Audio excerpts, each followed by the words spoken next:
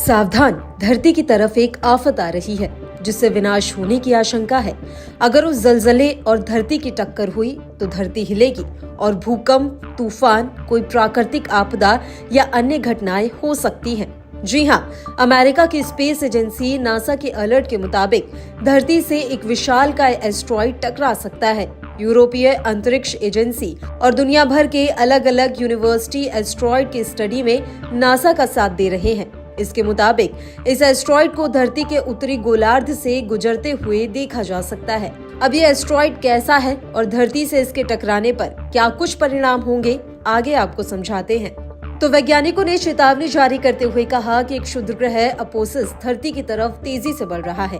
ऐसा अनुमान जताया गया है कि जब ये धरती के नजदीक होगा तो गुरुत्वाकर्षण के कारण खगोलीय भूकंप आ सकता है, जो कई परमाणु बमों के विस्फोट से निकली ऊर्जा के बराबर होगा। वैज्ञानिक पिछले 20 साल से इस क्षुद्र ग्रह का अध्ययन कर रहे हैं। क्षुद्र ग्रह के 13 अप्रैल 2029 में धरती के पास से गुजरने की संभावना है। इसे तबाही का देवता या अंतरिक्ष का हथियारा उपनाम दिया गया है। वैज्ञानिकों ने इस क्षुद्र ग्रह की खोज 2004 में की थी।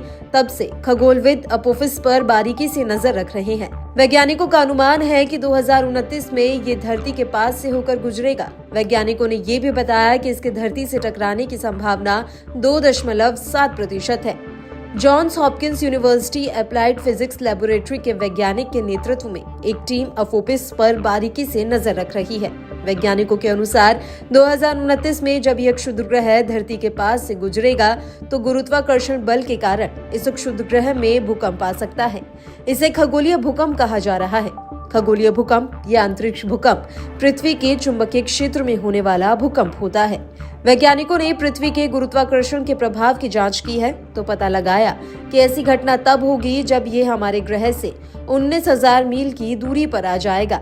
13 अप्रैल 2029 को पृथ्वी के पास से गुजरने वाला क्षुद्र ग्रह अपोफिस को अंतरिक्ष हत्यारा कहा जा रहा है।